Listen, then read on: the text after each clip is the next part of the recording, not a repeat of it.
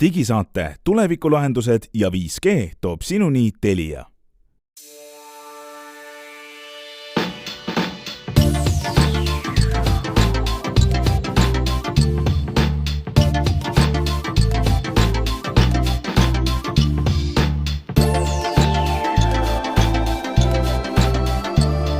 Tere, head kuulajad, 13. veebruar aastal 2023 Minuto digisaade on teiega järgmiseks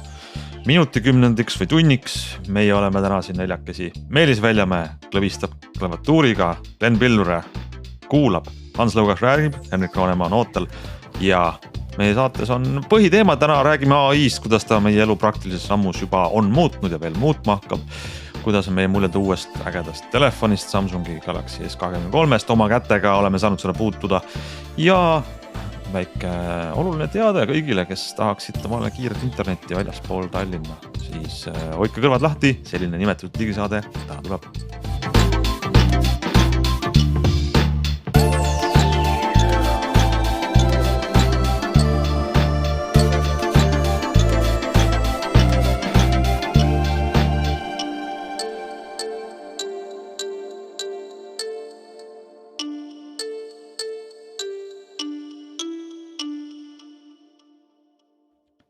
Alustame siis praktilise ja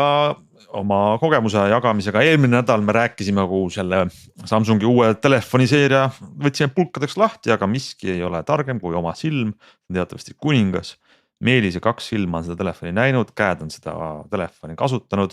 ja saad siis öelda, mis lõpphinnang on, et mida see S23 sulle ütles? Lõpphinnang on nagu hetkel natukene veel töös, et ma ei ole seda piisavalt kaua kasutanud, et ma saaks öelda mingeid kindlaid asju aku kohta näiteks, aga alustame juba sellest, et minu käes on siis see kõige väiksem mudel ja mul on kogu aeg meeldinud väiksemad telefonid. Ma olen sellest siin varem ka rääkinud ja seda enam oli selle aasta mudel minu jaoks üllatus, sest et kuigi ta on ainult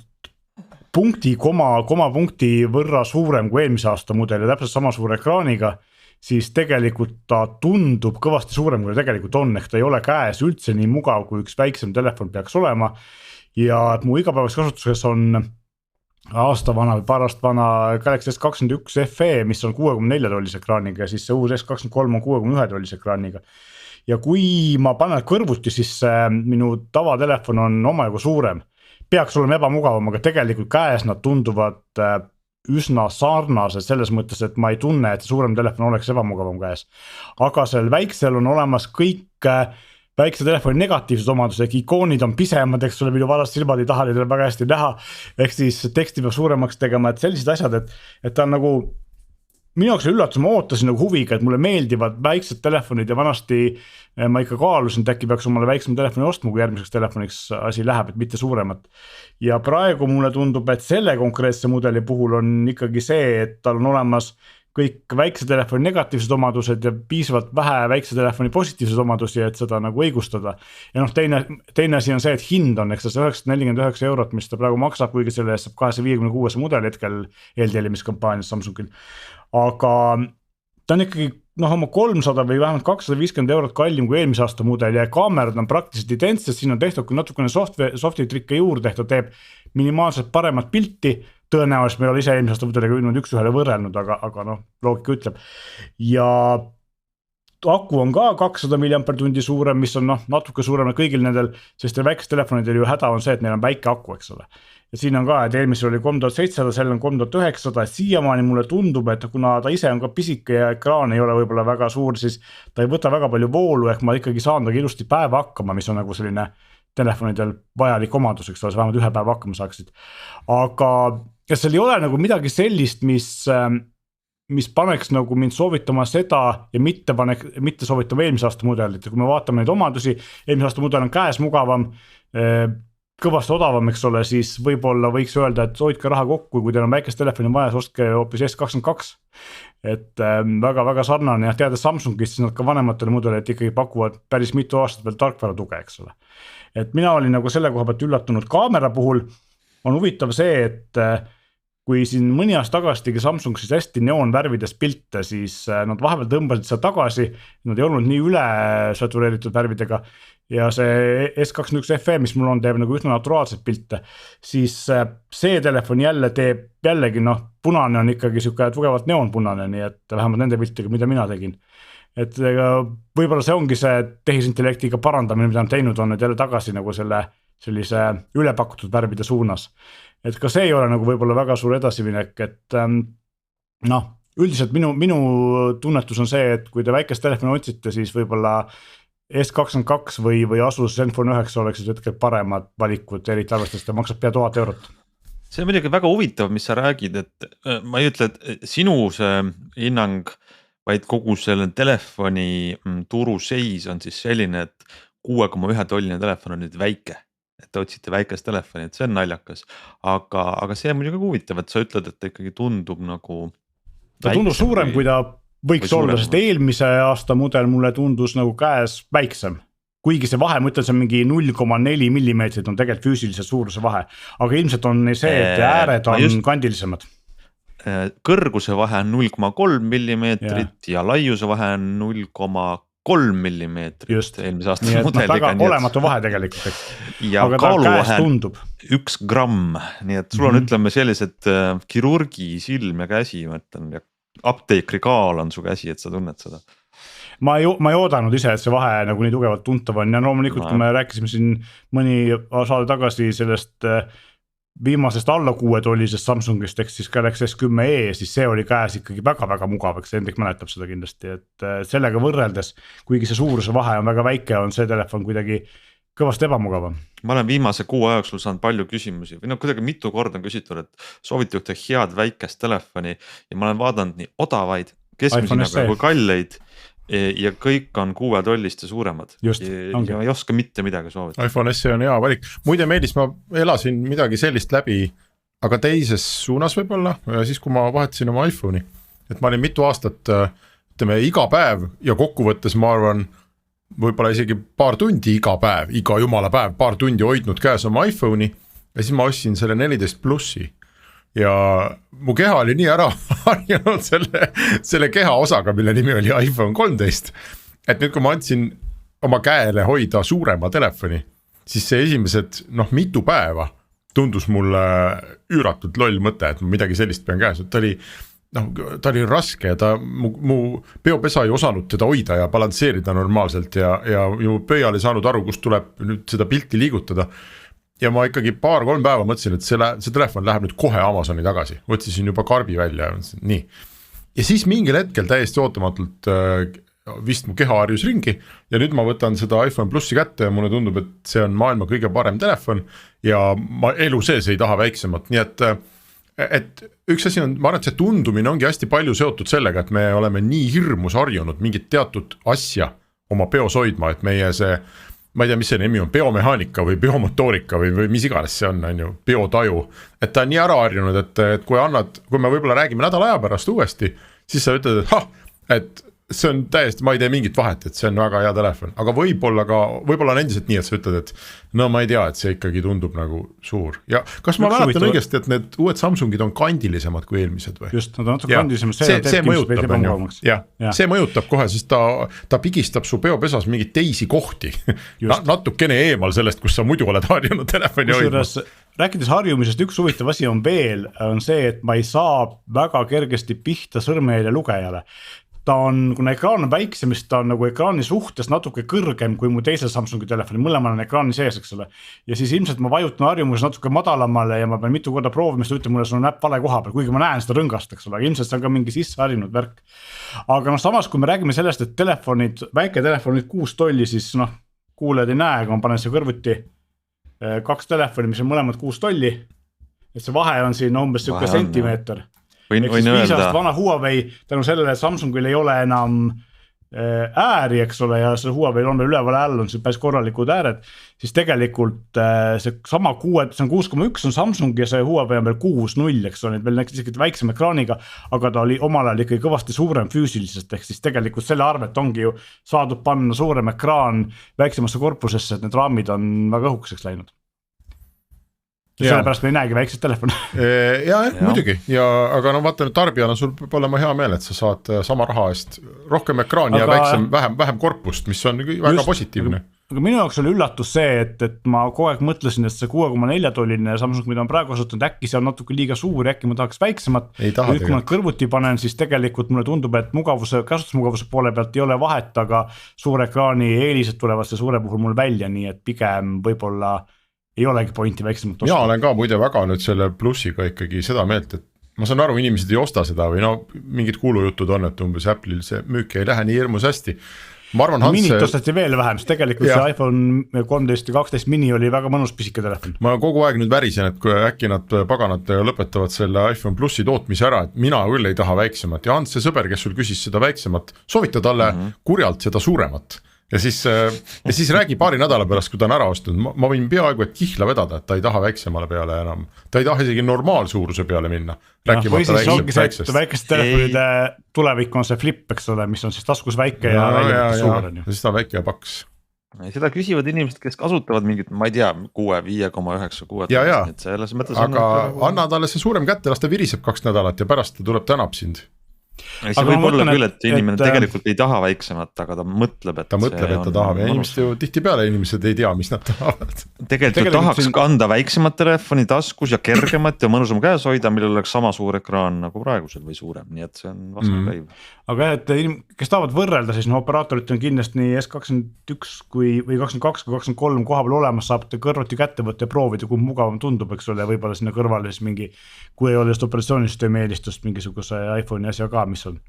nagu sarnase kujuga, eks ole. No ma arvan, Samsungi maailmas see endiselt kehtib, et osta aasta või osta eelmist, võib-olla isegi üle-eelmist mudelit, oleneb hinnast. Tegelikult see, et kõige lihtsam... tahan ka küsida vahele ühe asja, kõik räägivad kogu, ma ei saa üldse rääkida, ma juba tunnen, et ma kuulan. See võtab jõuga tulema. Vaata seal, kui me olime kõik koos tegime Samsungiga pilti, siis tulid meil aknad, mis tegelikult ei olnud sinised, olid valge taevaga, tulid kõik sinised. Et kas sa tegid Samsungiga pilte ja said ka teada, et muud pildid tulevad siis sinised või punased või olid nad ilusamad kui eelmine mudel või? Ei saanud kusjuures, sest et need pildid, mida mina tegin, ma ei saanud nagu sellist sinist, mul ei olnud nii rasket olukorda, et pildid tulid okeid, aga värvid olid kohati natuke liiga ärksad. Aga ma ei ole ka leidnud nii keerulist kohta ilmselt, kus seda testi. Küll ma nägin seda, et siin hämaras või tubastest tingimustest mingist karbist, kus peal oli tekst pilti tehes ikkagi minu värisev käsi ta stabiliseerinud seda ära, kui optiline stabilisaator oli. Aga ütleme niimoodi,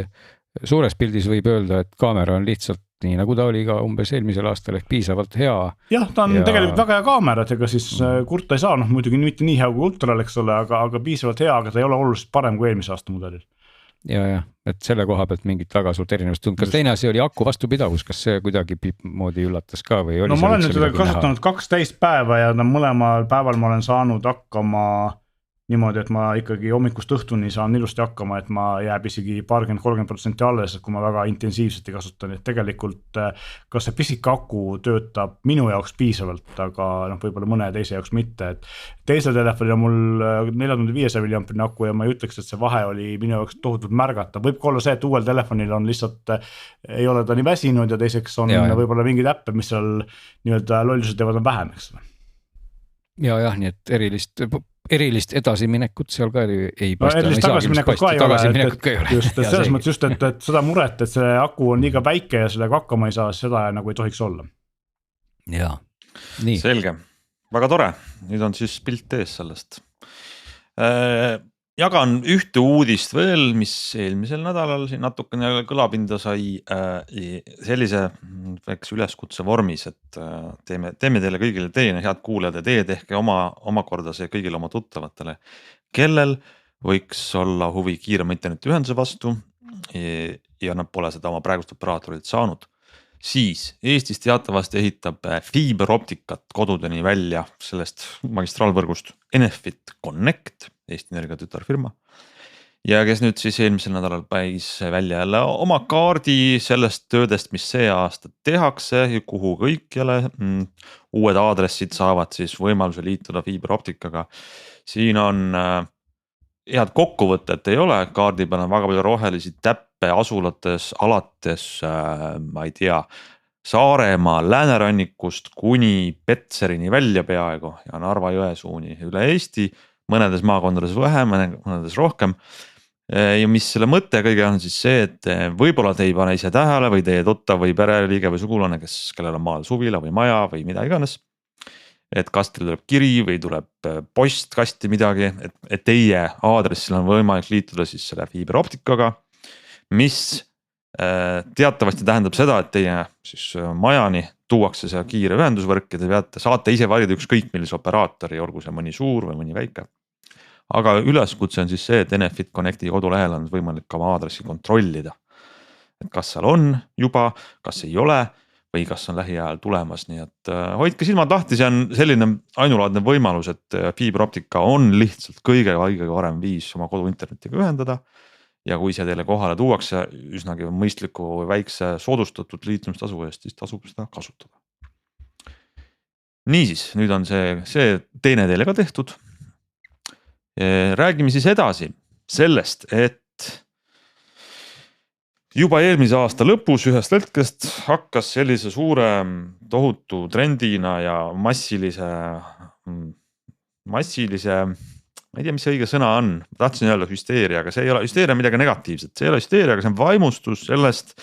et tehisintellekti rakendused on jõudmas nüüd massidesse, et see ei ole enam mingi akadeemikute ja üksikute startuperite pärusmaa, vaid see on asi, mida saaks igaüks kasutada mingisuguses teenuses. Esimene oli siis OpenAI fondi tehtud ChatGPT, mis tehti lahti. Ja nüüd me oleme veebruarikuus, nüüd me oleme nii kaugel, et siis suured avavad oma teenuseid veel rohkem AI võimalustega. Sedasama OpenAI partner ja investor on Microsoft, kes on nüüd teatanud mitmest oma tootest, mida me kõik teame ja tunneme, mis saavad AI toe ja Google ei maga ka. Toome mõned näited, mida siin viimastel nädalatel on välja kuulutatud. Päris lahe rakendus on, kõik teavad, tunnevad Teamsi, tuntud videokõnede tarkvara. See saab nüüd sellise toe, et näiteks olete 2 või 3 või 4 või 5 videokõnes, räägite,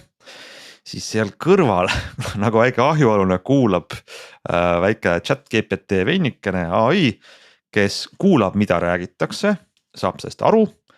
ja teeb siis koosoleku protokolli või mitte protokolli, võib-olla sõnasõnaliselt, aga teeb kokkuvõtte, mis otsustati, kes sai miks ülesande, mida teha ja siis saadab selle pärast laiali. Sisuliselt on see sekretär, kes on kuulanud, et näete, otsustasime, et Glenn teeb meil järgmiseks nädalaks selle projekti aruande, Henrik esitab need numbrid, Meelis tegeleb veel selle asjaga ja Hans kolmandaga. Ja meil, ma ei tea, võib-olla on aastakümneid, sajandi olnud bürokraatliku asjajamise osa see, et igast koosolekust jäägu maha märk, siis nüüd AI oskab seda ise teha, kuulab, saab aru, teeb märkmeid, see on siis Teamsi tuleb siuke tugi. Mida veel Microsoft välja kuulutas, kõige kuulsam nende otsingumootor Bing saab AI toe. No Bing on olnud üsnagi, ma ei tea, otsingumootorite turul ikkagi selline peksukott või nõustute muga või ei, et kes ikka Bingi kasutab? Eestis või nagu Euroopas, jah? Jah, on ju. Bing siis saab sellise toe, et minu otsingu küsimusele või sõnale sa võid panna talle ka ülesande või mingisuguse fraasi, mida sa teed, algus näiteks, ma ei tea, lähed kuskile reisile, otsid mingi valdkonna kohta infot, siis ta see AI mootor seal sees mitte ei anna sulle lihtsalt linki veebilehele, kus võib olla sul huvitav vastus, vaid teeb sellest ise ka kokkuvõtte. Ja kirjutab siis nagu nii-öelda lühi, ma ei tea, mis see õige sõna on, synopsis, väike, ongi selline nagu kokkuvõte kõige tähtsamast infost. Mis ei ole avalikult veel kasutatav, ise ma tahtsin seda minna proovima, ei, mul veel ei lastud, Bing.com on ikka sama vana, aga kitsas ligipääsus see on olemas. Ja mõnes, aga ma olen siin vaadanud mõne varase ligipääsuga kasutaja kogemusi. No mis see siis tähendab? Näiteks ta sisuliselt kirjutab sulle sellise artikli, mida praegu on internet täis, noh, ma ei tea, inimeste kirjutatud siuksed kokkuvõtte artikleid, aga see tehakse siis lennult. sa paned otsingusse mitte otsingusõna, vaid lauküsimuse. Millist autot ma võiks endale osta, kui ma tahan nelikveoga ja mis kiirendab 0-100 alla 6 sekundi. Et sa paned nagu mingit spetsifikatsiooni näiteks mingile autole ja siis muidugi on otsingu tulemused, aga kõrval siis on AI kirjutatud 4 või 3 lõiguline selline kokkuvõte, et jah, et see on väga spetsiifiline mudelid, mis sa otsid, praegusel turul on sellised, nende näitajad, hinnad on need, vaata neid linke. Mis siin veel oli, näiteks reisimisega seotud näide.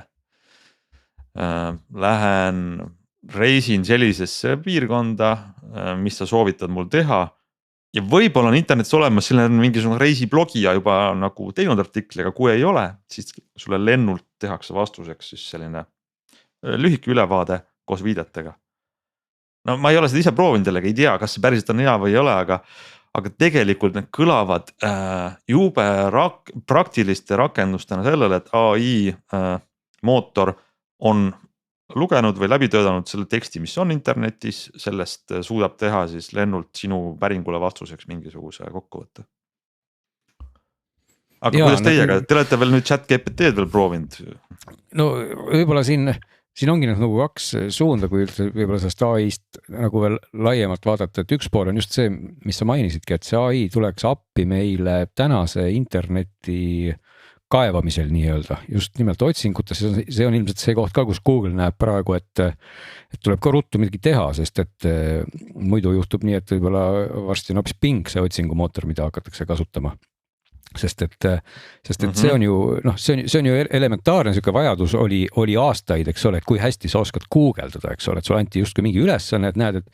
et otsi üles võib-olla mingisugune, ma ei tea, et mingisugune jahusort, millest saaks küpsised, mis küpseks minutiga ja oleks lillat värvi ja siis sa pidid kuidagi seda nagu mõtlema, et millise päringu ma nüüd teen, eks ole, ja hakkama seal siis möllama ja sellest nii-öelda sodikuhjast välja filtreerima jama, mida on palju, aga kui tehisintellektne mootor on selle interneti omale piltlikult öeldes selgeks teinud ja suudab sinust aru saada ja anda sulle siis nagu tõesti hea tulemuse, siis see on nagu võiduvõti, sest tänane see ChatGPT, see nagu pigem, see on nagu natuke hoopis teine asi, et see on ikkagi asi, mida nad siis ju ka ise nimetavad, kuidas selle nimi oli, mingi eeltreenitud transformer või pre-trained, eks ole, selles mõttes sükene nagu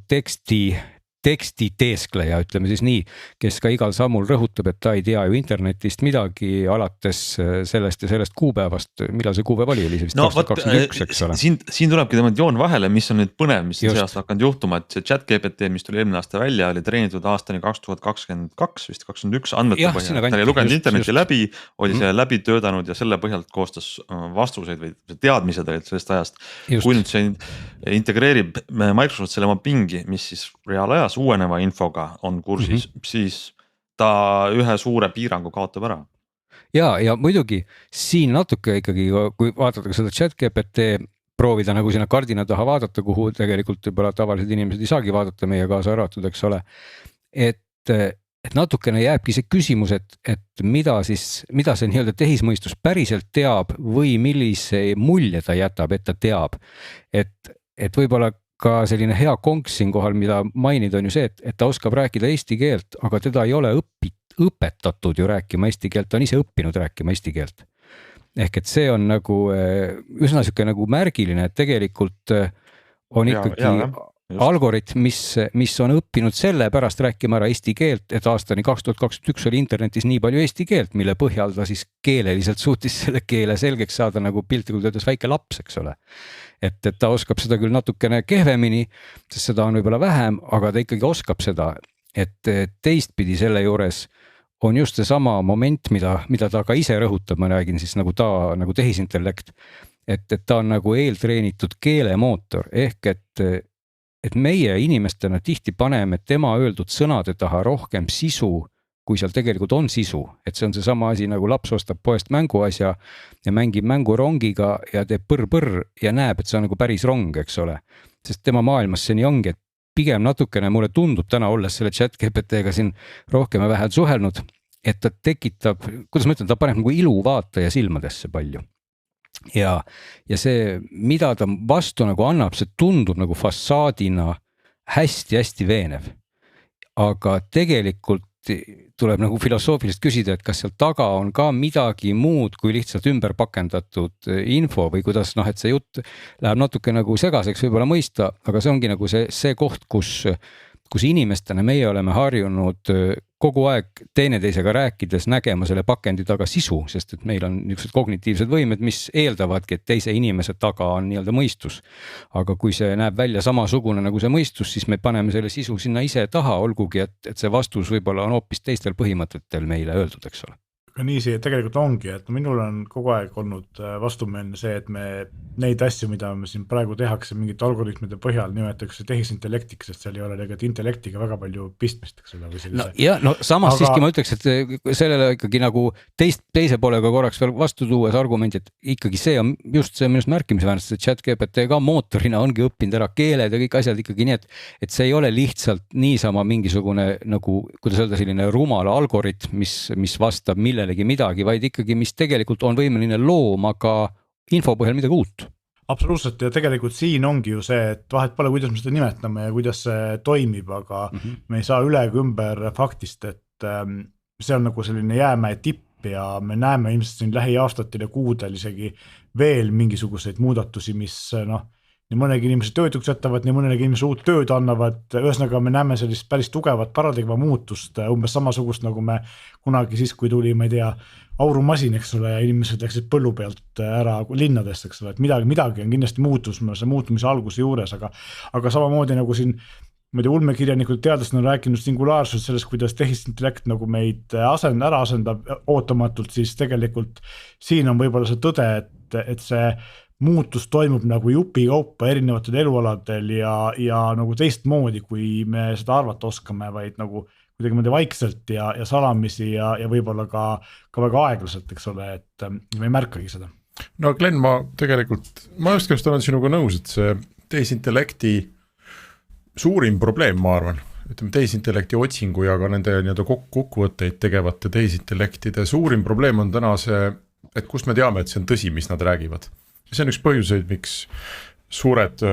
ütleme terve ühiskonna ja oma aktsionäride ja ma ei tea, USA kongressi ees vastutavad firmad nagu Facebook ja Google ei ole julgenud neid asju oma labori sügavustest välja tuua, neid nagu tootestada. Ja nüüd Microsoft tegi selle ära, eks see oli mingis mõttes sundkäik neil ka, et nad haistsid võimalust seal otsingumaailmas nüüd Google'ile kandadele astuda ja seal on suured hoiatused püsti, ise tead, mis sa siit loed, et ei tasu uskuda võib-olla, mõtle enne üle. Aga teistpidi see, mis sa nagu AI-le ette heidad, et kus me teame, kas ta ajab lihtsalt sooja õhku välja või on seal mingi mõte ka. Ega me ikka inimeste puhul ka ei tea, ausalt, ma arvan, inimene kuulab meie saadet täna siin ja mõtleb, et ma ei tea, et kus ma tean, kas need tüübid ajavad, tundub, et ajavad nagu pool aega ajavad sooja õhku suust välja. See on muidugi õige point, aga me ikkagi nagu, me teame, et kuniks ta on ikkagi inimene ja on pärit sellest samast nagu nii-öelda looduslikust tulemist, nagu me kõik oleme, siis me võime nagu eeldada, et kui meil piltlikult öeldes nii-öelda nina sügeleb, et siis ikkagi teisel liigil võib see sama tunne olla, et ja, kui tehisintellekt nina sügab, me ei tea. Ma tahtsin veel nagu me räägime siin, eks ole, teoreetiliselt kuulaja jaoks teoreetiliselt, et ta võib-olla ei saa üldse arugi, et mis asi see on või mis kogemus see on, et on olemas OpenAI ehk sinna chat GPT-sse saab teha minu teada siiamaani vist tasuta kontosid või ma ei tea, kas nad ülekoormusega on see äkki kinni keeranud vahepeal. Töötavad, aga see ülekoormuse silt seal aegalt tuleb, et tõenäoliselt see nõudlus võib olla natukene isegi vaibunud. Google'i oma ei saa avalikult kasutada ja sinna Microsofti see, mis nad Bingi otsingumootori külge panid, seda ei saa ka täna avalikult kasutada, küll aga saab panna ennast järjekorda, mida me soovitame kui sa oled sisse logitud oma Microsofti või Windowsi kontosse, lähed bing.com, seal saad ennast järjekorda panna, aga on olemas äpp nimega POE, nagu see kuulus Edgar Allan Poe. Ja nii palju, kui ma aru saan, siis see on Quora nimelise veebiteenuse tehtud. Selle võib, ja nüüd ma jään vastuse võlgu, kas see ka Androidile on, iOS-ile oli kindlasti. Ja selle saab alla tõmmata, teed endale sinna konto ja sa saad chattida vist 3-4 erineva AI mootoriga. Ja see äpis täiesti toimib ja ma siin just teie jutu taustaks proovisin, esitasin talle ühe küsimuse inglise keeles, täpselt samasse aknasse sujuvalt järgmise küsimuse eesti keeles ja siis kolmanda tulistasin hispaania keeles ja ta ta vastas mulle naturaalselt täiesti noh, samas keeles, milles ma küsisin, kohe vastas ja noh, need küsimused olidki umbes sellised, et olen turist Tallinnas, mida ma tegema peaks tüüpi asjad ja vastused olid väga adekvaatsed, nii et selles mõttes see on hea koht nagu mängimiseks ja võib-olla ise arusaamiseks, et mis asi see nüüd täpselt ikkagi on, mida me siia maailma oleme leiutanud. Ja ega nii, jah. Ei, ma tahtsin juba edasi viia selles mõttes mõtte, et üks asi on, et me saame nendega kõigiga mängida, tutvuda ja võib-olla nad annavad meile siis mingisuguseid, on meiega, noh, ChatGPT, mis see nimigi viitab, et ta on meie jutukaaslane, mis on tegelikult, kuidas öelda, mänguväljak, liivakast praeguse asja katsetamiseks nii meile kui sellele OpenAI-le. Aga mis see siis veel rakendused nendele on? Jah, otsingumootor, et sa ühendad siis ta internetiga, et ta reaalajas internetist läbi loetud lehekülge pealt oskab sulle kokkuvõtted kirjutada või andmeid vastuseks anda. See on nagu tundub loogiline, aga mida Microsoft edasi teeb, me täpselt veel ei tea, aga mõtleme selle peale, mis on üks võib-olla kõige tuntum pikaajalise Microsofti selline kasutaja toode. Kui sa teed lahti Office'i, teed lahti Wordi ja sul on tühi leht ees. Milleks sa kasutad Microsoft Wordi? Kirjutamiseks. Ja mõtle nüüd, kui sul on selle kirjutamise asemel on seal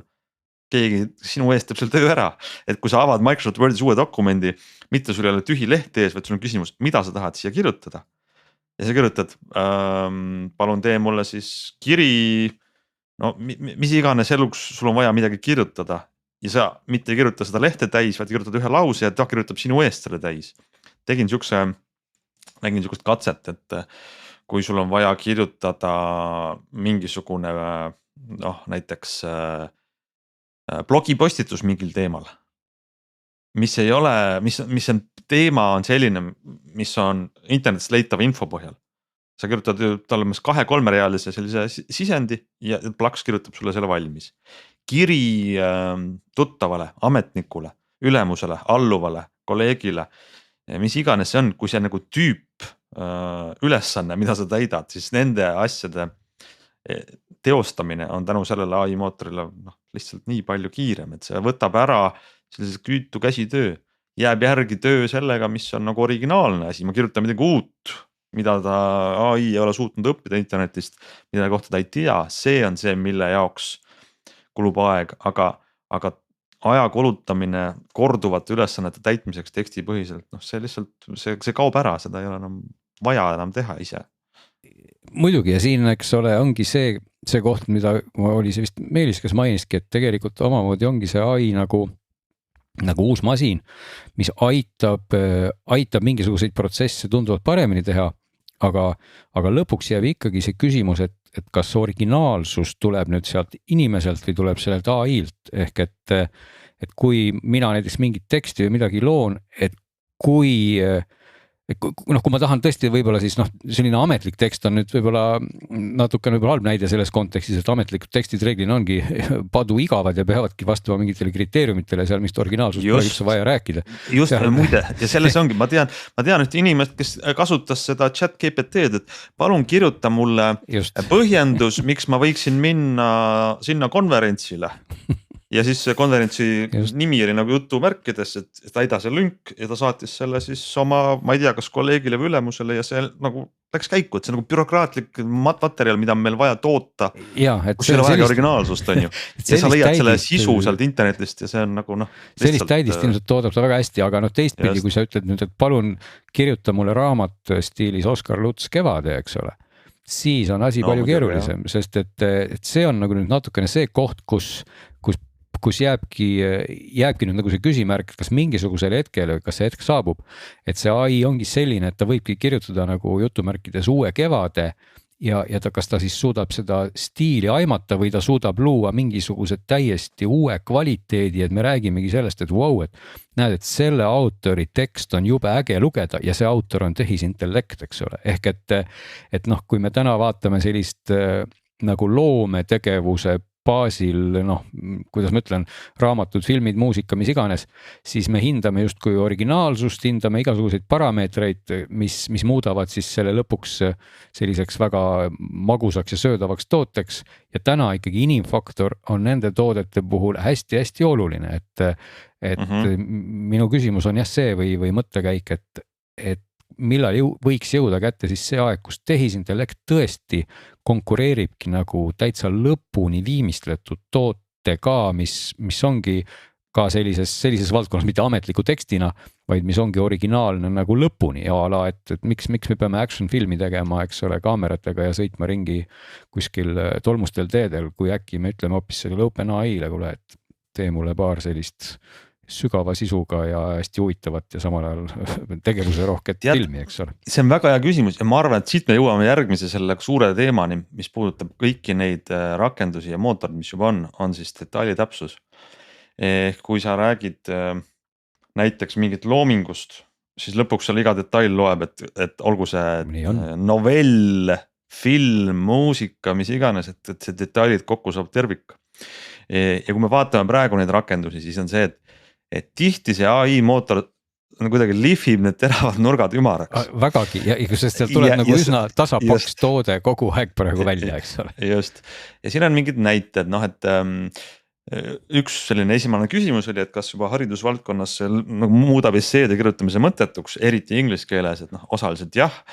Ma lugesin ühe õppejõu, siis ingliskeelest ülikoolist õppejõu sellist kokkuvõtet, kuidas ära tunda. Et ta oli vist 3 nädalat kestnud semester ja ta oli juba saanud ühe chat GPT-ga tehtud essee. Et see tunneb ära selle põhjal, et ta on alati selline kuidagi väga hästi voolav, aga ümartekst, tal ei ole kunagi trükivigu, nagu on päriselt üliõpilastel. Ja tihti napib ka selliseid originaalseid tsitaate või näiteid. Ehk et on üldjuhul sellised näited või tsitaadid, mis on internetis väga lihtsasti leitavad. Aga kui sa küsid, et noh, et kas sa tegid selle siis päris mingi allikmaterjali põhjal, et too viide, siis nagu tavaliselt seda ei ole. Teine asi on üks väga lahe sait on, ei tea, kes meist selle leidis, aga see on UseVacay, mis on siis, ongi nagu kasuta nagu vacation, vacay.com. mis on siis selline chat GPT-ga toega nagu sinu reisiagent. Vanasti oli siuke amet, siiamaani vist on reisibüroo, travel agent, reisiagent. Kui sa siis küsid talt, et ma tahaks minna näiteks sinna sihtkohta pikk nädalavahetus või nädalane reis Islandile või parimad restoranid Pariisis. Ja ta koostab sulle põhimõtteliselt siis sellise reisi kondikava. Aga see on jällegi see detaili täpsus. Et mina ei usaldaks sellist reisikava, mida ta koostab ja see tundub nagu ta teeb kiiresti, täpselt, ta on üsnagi nagu abivalmis. Ma ei usaldaks selle järgi reisile minna ilma kõiki fakti üle kontrollimata. Ehk siis see detaili täpsus on nagu päris kriitiline mõningates olukordades, et kui ta paneb ühe restorani aadressi või hinnaga või hinnanguga mööda, mis on võimalik, siis ma ei usalda, et ma reisin selle põhjal. No jah, see ongi see sama koht, mis eespoolt käis juba ka Henriku jutust läbi, eks ole, et ega täna, kui ka selle chat-GPT-ga rääkida, siis ta on võimeline sulle niimoodi valetama, et suust ei tule mitte kübetki suitsu. Ehk et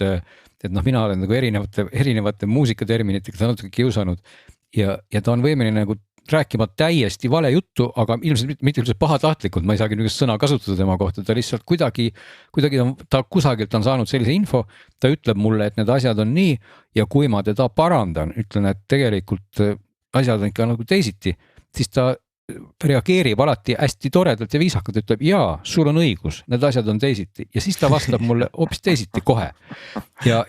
noh, ma olen ka proovinud teda kiusata veel nii, et ma olen talle veel kord öelnud, et tegelikult on asjad hoopis kolmandat moodi ja siis on ta vastu vaielnud, öelnud, et ei, nad ikka ei ole kolmandat moodi, et nad olid ikka teistmoodi, sest sa ütlesid, et nad teistmoodi, et seal on nagu tore vaadata, kuidas see algoritm nagu natuke niimoodi nagu vingerdab, aga samas on ta võimeline andma mingil ajal nagu täieliku soga ajama, eks ole, mis puudutab siis nagu sellist fakti teadmistel baseerivat asja. Ja siit saavad kokku see, et esiteks ta faktidega eksib ja teiseks ta vaikimisi selline see kõnestiil on enesekindel ja selge, mis on Väga väga hea enesekindel. otsus. Aga see on väga hea otsus, sest kui sulle ajaks sihukest ebamäärast juttu see mootor, sa usaldaks teda veel vähem. No ma ei tea, aga võib-olla no. Ütleme, et võib-olla praeguses kontekstis natukene, tänases faasis on see selline, jääb kohati nagu mulje, nagu ma suhtleks sellise ülisõbraliku jutuka hulluga, kes on võimeline nagu väga hästi vormistama oma mõtteid, aga kes nagu kohati lihtsalt ajab nagu täieliku lausjama, aga ta teeb seda väga veenvalt, ta teeb seda väga hoogsalt ja ta on alati ka väga rõõmsasti nõus tunnistama, et see läks pahasti, et selles mõttes, et see ei ole nagu see, et ta on kuidagi jääb kinni ja ütleb, et oi, et mul on õigus. Ei ole nii, et kui sa näed, et sul on õigus, aga võib-olla see on sellisesse detaili muidugi takerdumine, mis on nagu tänase päeva, lihtsalt, et see on see koht, kus hetkel see asi on, eks ole. No siin on tegelikult see, et see õppemoment on seal ju väga, keeleõppe mudel, et ta ka õpib sellest interaktsioonist ja enesekindlus nagu jällegi viitab sellele, et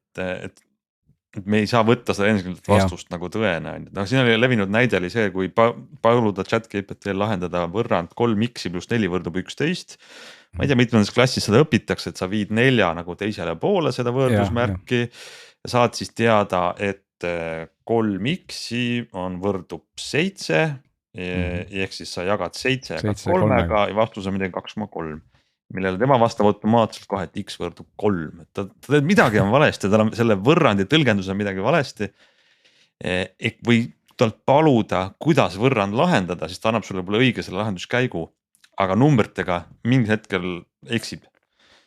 Ehk siis jällegi selle keeleõppe mudelis ta on hämmastavalt kiire ja hämmastavalt täpne jäljendama inimsuhtlust. Just, küll aga tema fakti täpsus on see, mida ei saa usaldada. See ongi tegelikult natuke see sama koht, kuhu ma tahtsin ka jõuda, et me võib-olla vaatame üldse nagu valet asja vales kontekstis, et see konkreetne mootor ongi tegelikult keeleliselt, ongi nagu see fassaad kogu aeg, et ta tegelikult ongi ära õppinud kõik selle keelelise poole ja selle baasil ta tegelikult üliveenvalt koostab ka keelelisi vastuseid ja mitte ainult keelelisi, vaid ka ju ta programmeerib ja mis iganes. Aga ongi see, et sealt taga, et seda ilu on nagu mitte tema taga, silmade taga, vaid just nagu vaataja silmade taga ehk et see on see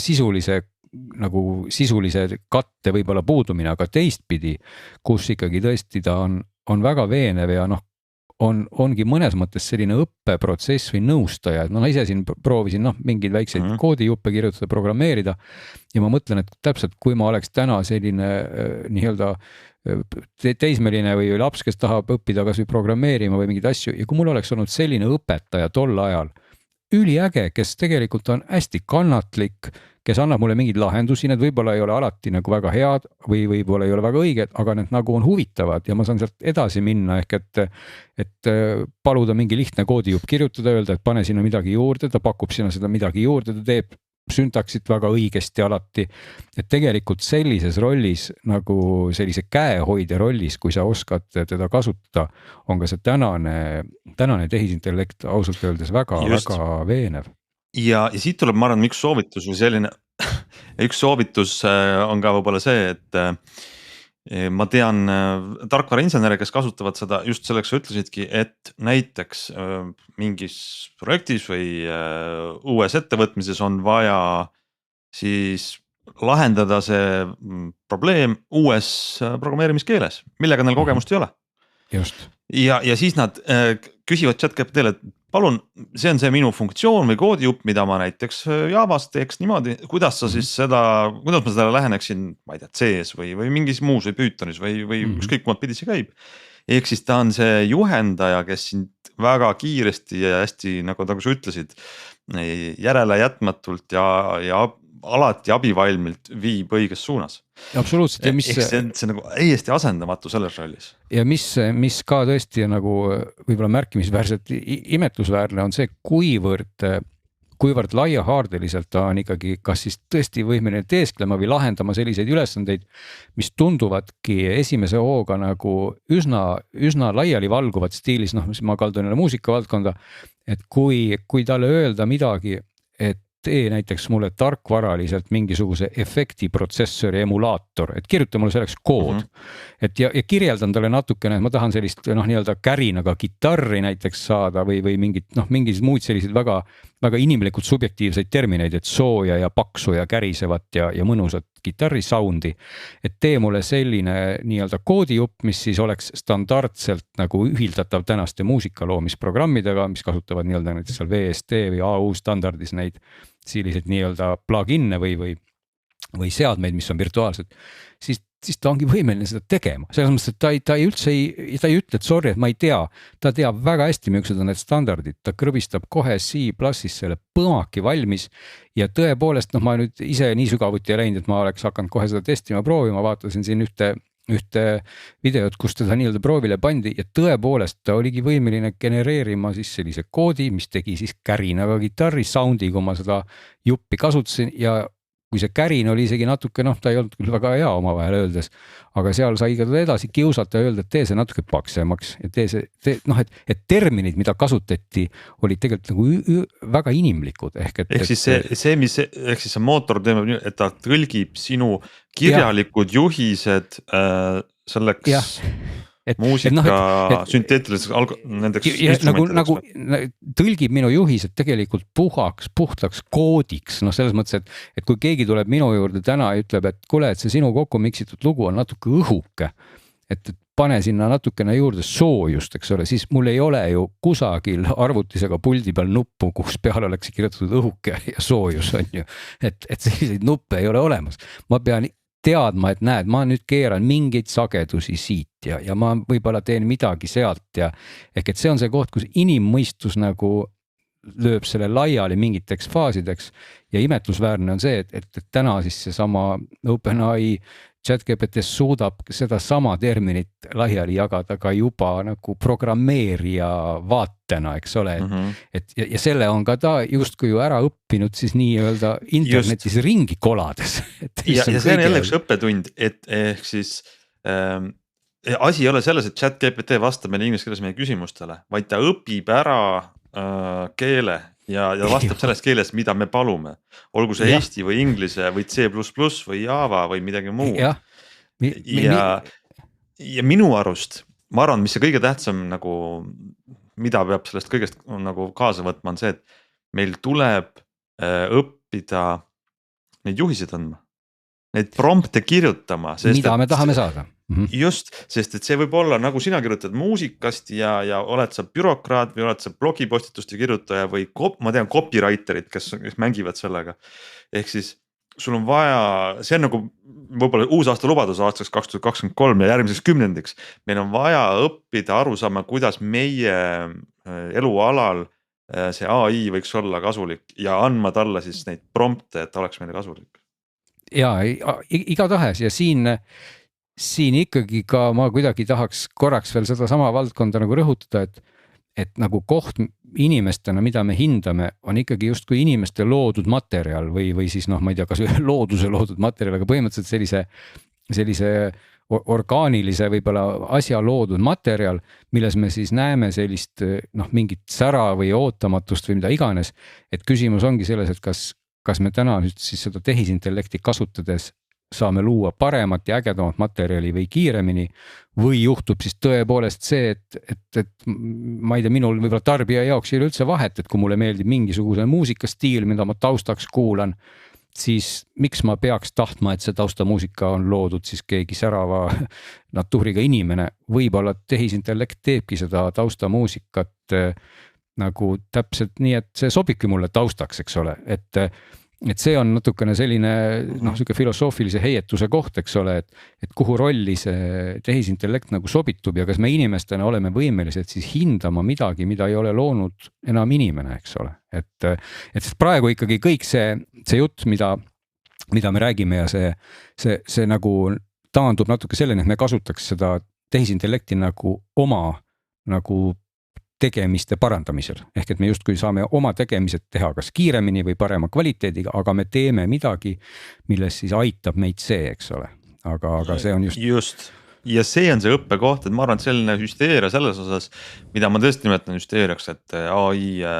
võtab kõigilt tööd ja teeb ise mingeid asju, et noh, sellel ei ole nagu mingit sisulist alust. Alus on selles, et kui sinu kolleeg või konkurent või keegi suudab selle ai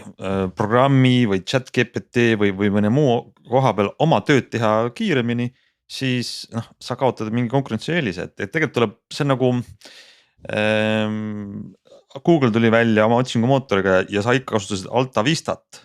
Ehk siis sa ei leidnud ka oma internetist seda infot, mida sa otsisid, et see lihtsalt on, sa oled selle võrra aeglasem. jah, nii et kuhu me siis nüüd välja jõudsime selle jutuga, et kas meil on meil siis nagu põhjust karta või on meil põhjust olla pigem rõõmsam? No ma arvan, et tuleb põhjus on olla uudishimulik ja otsida, et kuidas see, olgu siis need mõned suured mootorid, mida see Google välja toob oma Bardi näol see aasta või siis Bing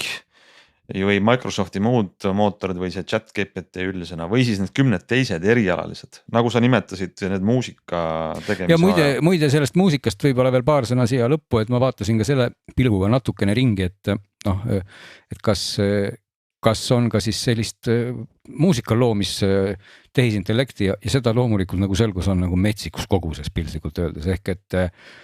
et kui kedagi huvitab, noh ma mõnega siin proovisin teha natukene ka mingit muusikat, seal on võimalik siis valida stiile, võimalik on tuua ka näiteks näiteid, võimalik on laadida üles mingid oma nii-öelda stiilis asju, olgu need siis audiofailina või siis nootidena MIDI failina ja siis ta üritab nende baasil midagi komponeerida ja need tulemused muide on väga nagu seinast seina selles mõttes, et paljudel juhtudel on see selline tõesti nagu tasapaks tapeet, mis nagu tõesti tundub kuidagi noh,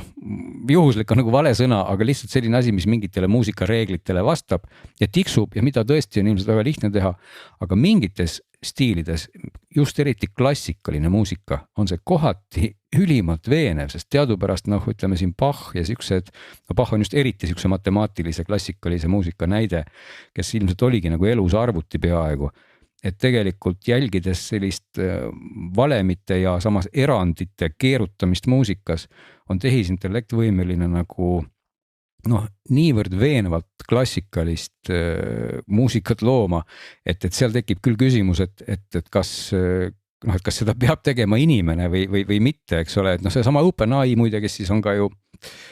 eks ole, selle chat GPT taga, et OpenAI'l on ka oma selline muusika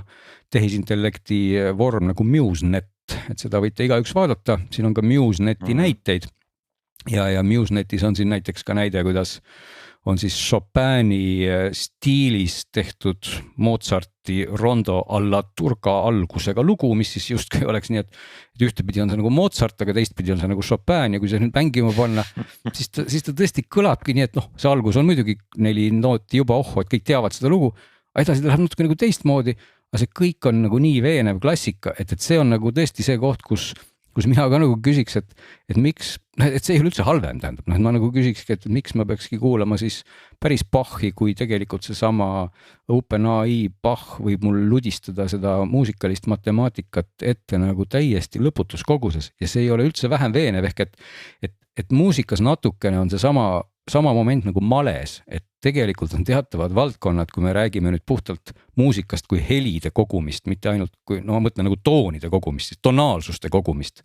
mitte nagu muusikast kui helide nüansi kogumist, ehk et noh, ma tahan nagu öelda seda, et noh, et Bachi muusika puhul meil ei ole vahet, kas seda mängib klaver, klavessiin või mis kannel, eks ole, küsimus on nagu nootides ja tonaalsuses. Et kui me räägime sellisest muusikast nagu malemäng koosneb ainult käikudest, siis tegelikult olgu selle nimi siis tehisintellekt, võib-olla see on üldse vale termin, aga arvutid on võimeline siin nagu inimest nagu igal ajal seljatama, noh siin ei ole üldse mingit küsimust, noh sest mitte ükski päris klaverimängija ei ole võimeline oma peas niimoodi kalkuleerima neid intervalle, noote ja kõike ja neid esitama, et noh, et see on nagu piltlikult sama, et me prooviksime, ma ütlen, et noh, ma arvutan kiiremini kui arvuti, noh ja siis